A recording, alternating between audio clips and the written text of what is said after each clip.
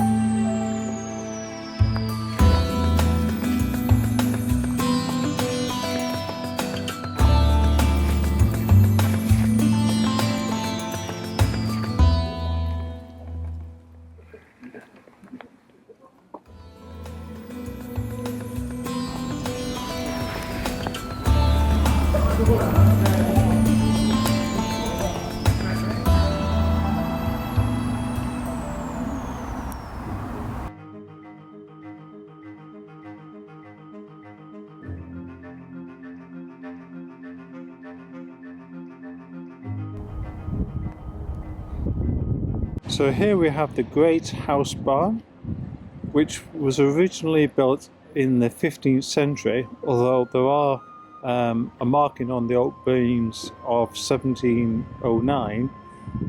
Also it was remodeled and refurbished in 1905. It was actually made slightly smaller, apparently, but it's pretty big now, and as you can see, it is in normal times, it is a tea room, and it's actually a really nice building inside with all the old oak beams.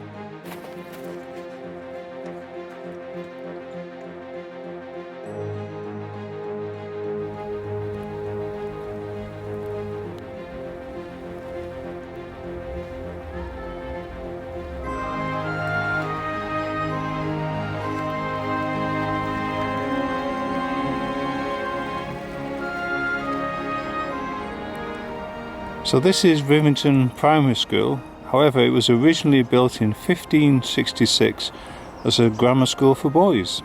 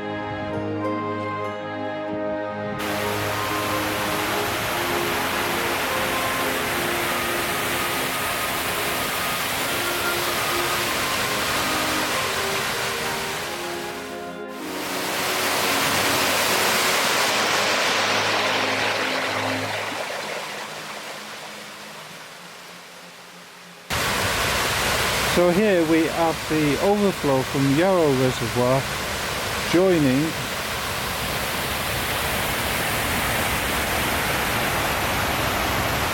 Upper Rivington Reservoir. So the story of Rivington Reservoir begins in 1846 in Liverpool.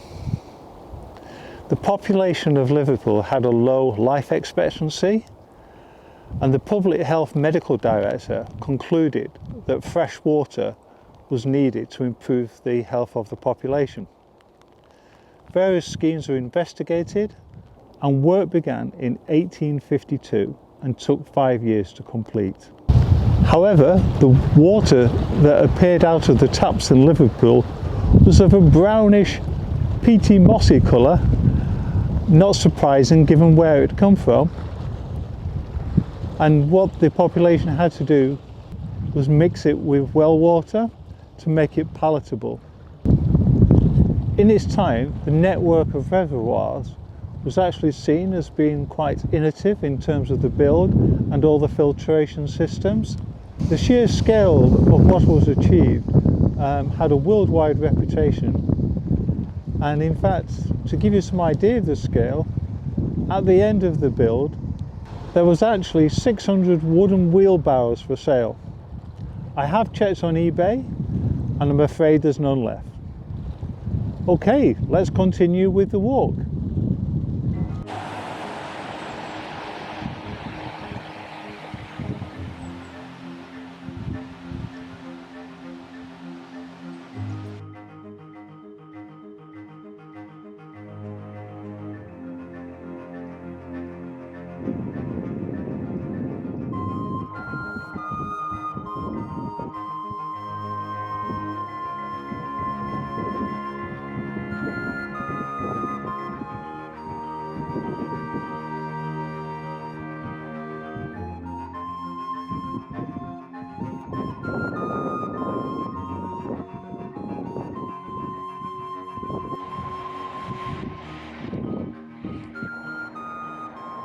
So the giant needles here essentially are acting as strainers for the overflow. So they actually stop things like trees and wood and other things from going through into the channel and into the overflow.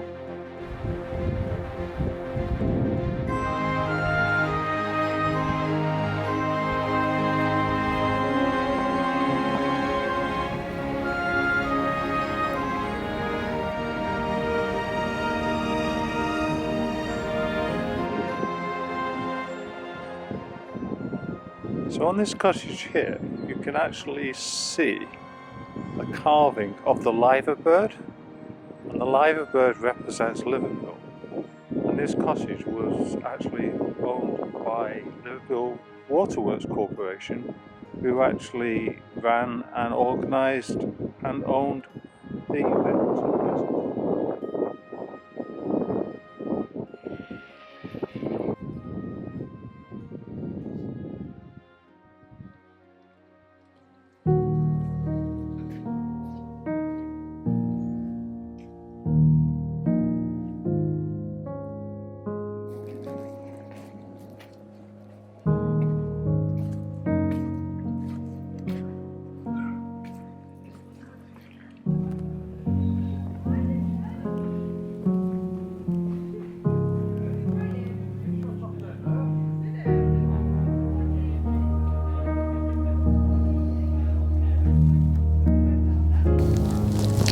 Imagine a scene in the early 1900s between Lord Leverhulme and an architect.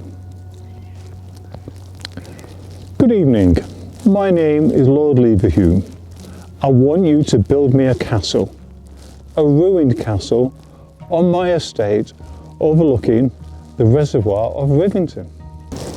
What's more, I would like you to build me a scaled model of Liverpool Castle, which I appreciate was demolished in the 1700s after it had been knocked about a bit in the English Civil War. However, I know we've got no plans, but I'm sure you can be a little bit inventive and build me something that will be suitable as a ruined castle.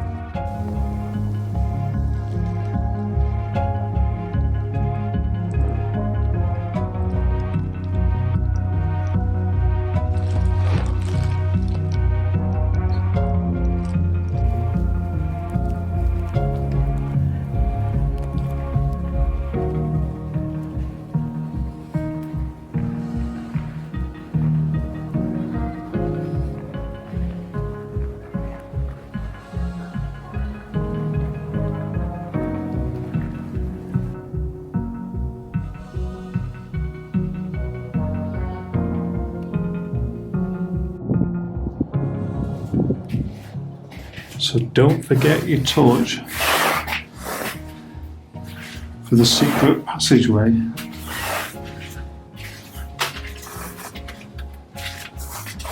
That leads to a window overlooking the reservoir. So the foundation stone was actually laid on the 16th of August 1913. However, obviously the Great War, World War I, obviously interrupted and slowed construction down. And in fact they were still building the castle in 1925 when Lord Leverhulme died. So we have a incomplete ruined castle. The other thing is where I'm standing now, this is where Lord Leverhulme actually envisaged that there would be a cafe and you could have your cup of tea here, actually overlooking the reservoir, which I wouldn't mind a quick drink myself, but I think we need to complete the tour now.